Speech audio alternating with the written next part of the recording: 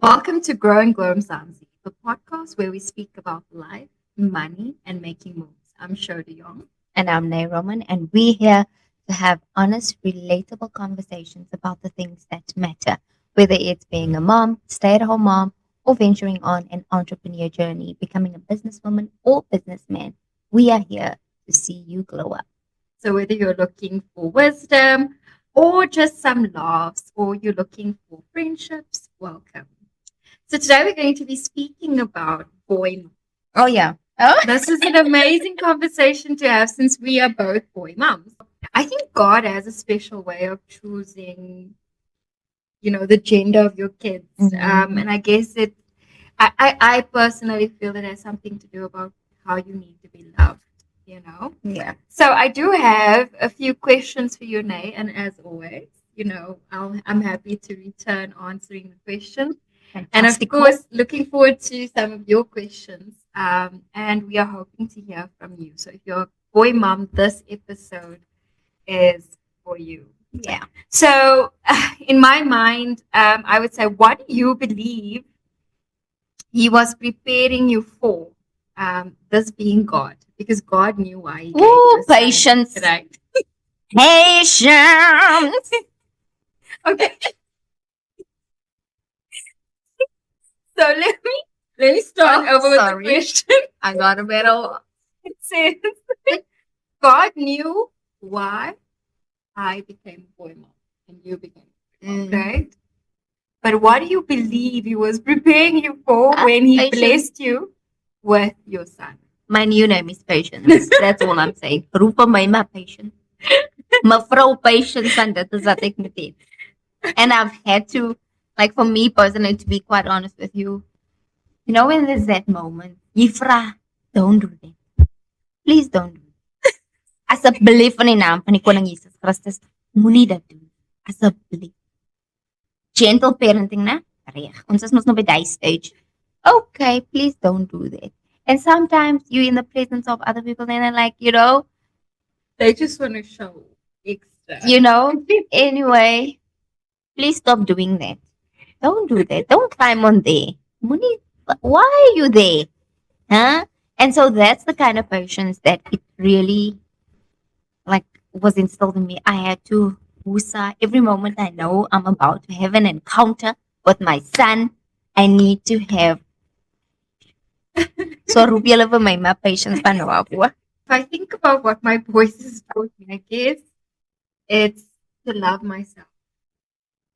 Okay. Because when I had my first son, I think that was the first time. Like I've loved myself, but it wasn't so unconditional.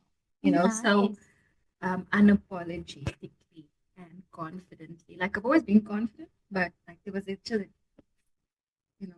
That happened with your son. With like your son's after birth. having my That's son. amazing. Like it's, I feel like what my sons has taught me is that I'm perfect the way that I am. Oh, Right. awesome. Like honestly, like and they are so sweet because they would say the sweetest thing. Like so I'm beautiful. reacting because I know after childbirth and becoming a mom, especially to boys, you kind of not. I don't want to say lose yourself because nobody ever loses themselves. You just kind of have to adjust to the new environment that you find yourself The in, new your new version journey, of your new version of yourself, right?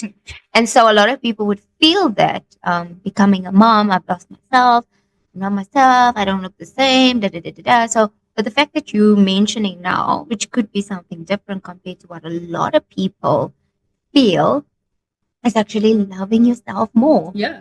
That's amazing. But also you can make us a mark. Oh, I would love to gain weight. Please bring it to me. No, but seriously, like to a point where you feel like even, like we all have our insecurities. Yeah. But they're just, Oh, nice. I just felt like, no, I am. I've made a human. Mm. And look how perfect is this human. Oh, I must beautiful. be So really that perfect. is just on top of the world. Patience. Oh my gosh, yeah, patience is mine even now. I always say that my son has, I have my patience clear. But moving on to our next question. So with two different personalities in your with the two different personalities in your boy show, obviously for me it's just The one. one Yeah. wild, one big personality. Let me put it that way. Groot persoonlikheid, what?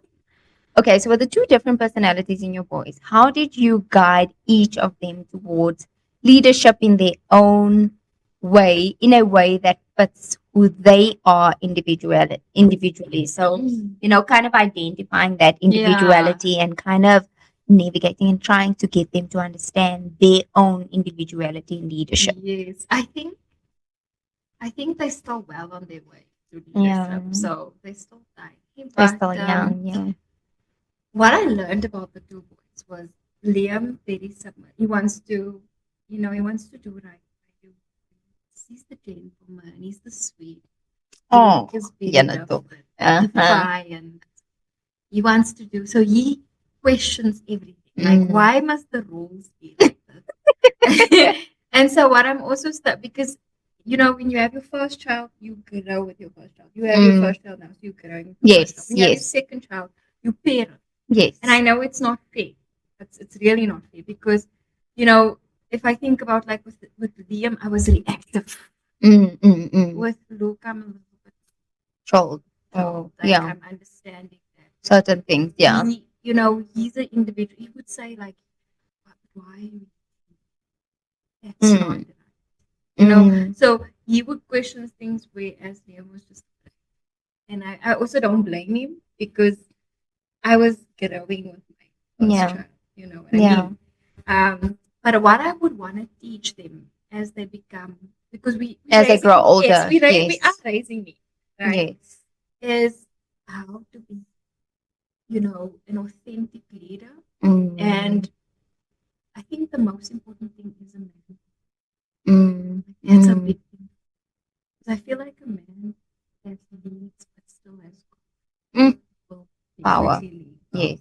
I think God gave us sons or gave me a son because I needed to feel people love. For me, I think also just looking at his personality, he likes to question things. Like, I mean, just the other day, my husband got him like some treats at the garage, and here I am. Oh, I like this, and nibbling with him, and I'm like, can I please have more of the sweeties? And he's like, no, mom, that's too much sugar for you.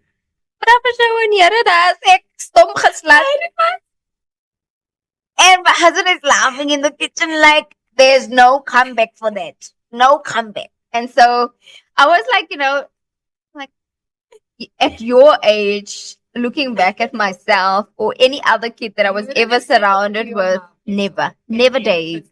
And so it does, they have different characters, very strong characters. And so it's, you learn as you grow with them.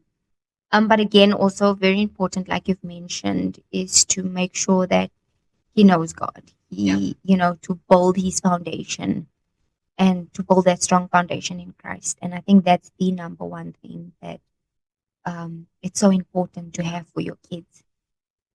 Apart from all the other things that they can grow into, but that's the number one thing, for them to know Jesus, to walk with him, to have a relationship with him, which is so important.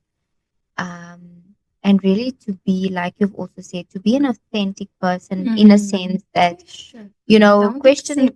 They always thought that in school, I can remember in history, it was question the question. Don't just accept why the question is asked a certain way, but really just being yourself and just being that authentic person. So I would 100% agree with you, Show, in terms of raising leaders. Of course, yes, it's motherhood. Situation changes. They grow into teenagers. There's a lot happening in our life today, and so it's really just also very importantly always just pray over your kids. Make sure you always cover them, and but most importantly, definitely those two as well.